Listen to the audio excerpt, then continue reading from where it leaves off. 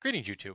I would like to talk about heavy worlders. And specifically, what do you imagine a heavy world life form that's fully sapient would be appropriate to have as a main character species, either in a video game or a tabletop role-playing game? What do you imagine they would be like? Now, one of the things that's always bugged me is when you have heavy world humanoid creatures, beings, and they look just like us, except they're super strong. That makes absolutely no sense. Um, Rhinos and hippos have legs built the way they are because they're holding up a lot of mass under a 1g of gravity.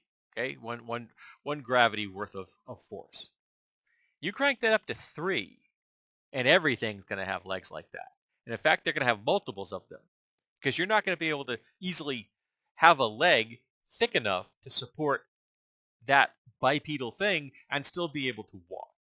Eventually, the legs are just going to get so thick they're not going to be able to function because there's so much weight that they're trying to hold up off the ground. So right off the bat, when I envision a heavy world creature, it is not a biped. And I will freely admit that what I'm about to discuss here is being inspired by velvet worms, which in my opinion are some of the coolest creatures that have ever graced this planet. They just are awesome looking. So I'm going to be using velvet worms as my inspiration as far as the overall body structure. So I'm imagining a species of animal that originally had 10 pairs of legs. So it's very worm-like. Over time, through mutation, the 6 central legs, the 3 sets in the middle, became thicker and stronger. Now I'm imagining these creatures not having a true bone structure, but heavy cartilage and massive degrees of muscle density.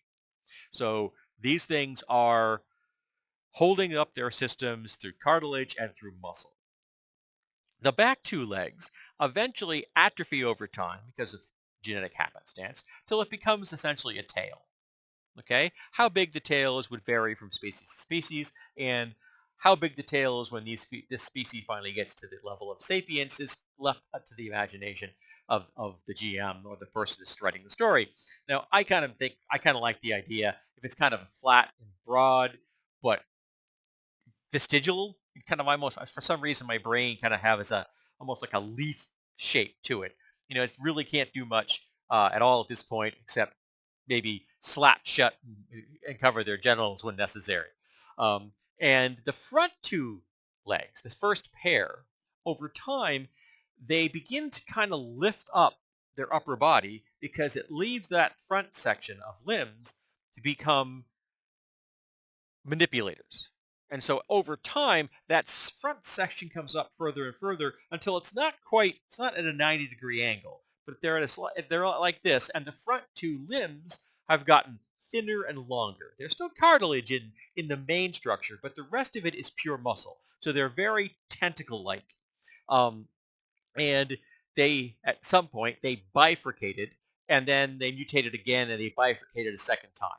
So now you have 2 main fingers like this and 2 smaller ones on the side.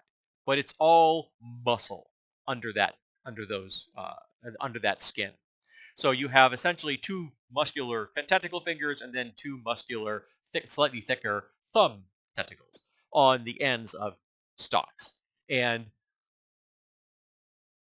genetic copying is fairly common in nature, where that's one of the reasons that like millipedes have as many legs as they have.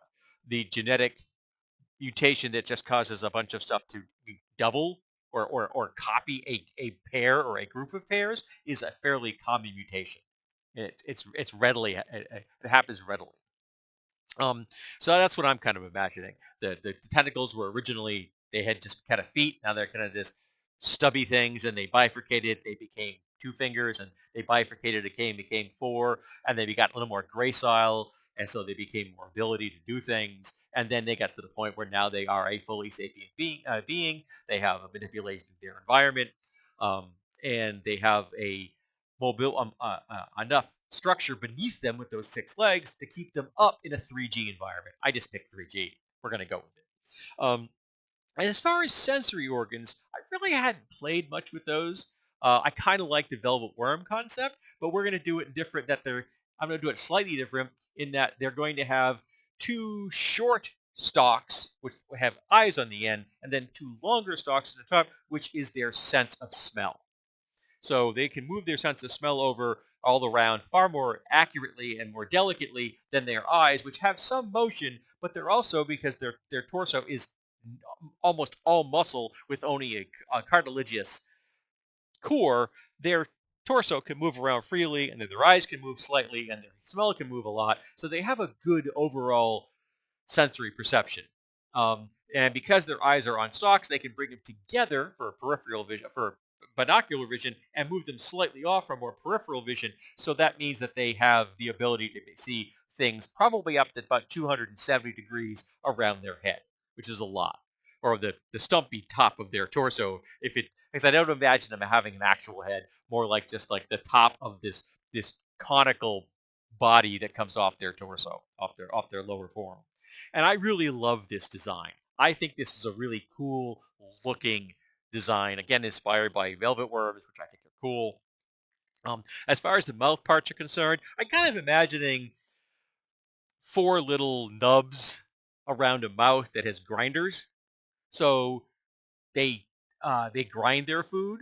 The most of it would be vegetation, but they would also be able to consume meats. It's just that they would have to consume meats that don't get away quickly, at least originally, and they've gotten better at acquiring things. So because they have grinders and not cutters, not piercers, that means they're going to have to be eating foods, even animal protein, that's going to be ground up as it's being consumed. So there's going to be essentially taking a piece of meat, it's cut off or something or tore off or something, and they're going to be mashing it into a paste before they swallow it. So they're not going to be shearing it like we have. They're going to be grinding it in the back, with essentially having nothing but a mouthful of molars. I like that idea. Um, so there's no fangs in these people, or probably in maybe in this entire world, but a lot of creatures that are going to be hunting each other in a slow process and trying to get away while someone's trying to grind one of your limbs off, so you're trying to get away from them. Um, so I love this idea of a heavy world hexaped with a little flappy tail at the bit and a muscular cartilaginous torso with two tentacles with four little finger nubs and four little sensory things on the top of their head, which are their eyes and their sense of smell. Um, Hearing, I would imagine, would be just kind of ear flaps. I mean, ear holes, kind of like a seal has or something like that. Nothing all that. They don't have any big, hearing has never been a big thing for them. They've evolved definitely to have sight and smell as opposed to a high degree of accuracy when it comes to hearing. But they smell very well. They could track very well. They would be able to tell when other animals are in different life stages because of smell, and they have the full visual acuity that whatever the light of their planet would afford them. If it's just like ours, then they would have visual acuity very similar to what we have. Maybe not as broad as say a mantis shrimps. Maybe it is as broad as a mantis shrimps. Who knows?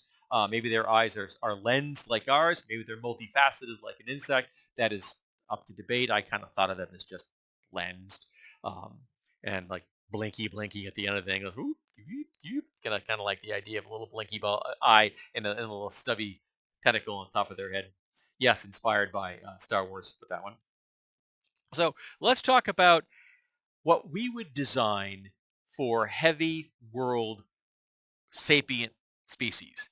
And if you know of one from like a franchise out there of even if it's a standalone book or a film or an anime or a tabletop role-playing game that you've encountered before that maybe I've never seen, even if it's a third-party material for another system, I would love to hear about that because I own monster books from systems that I don't even own.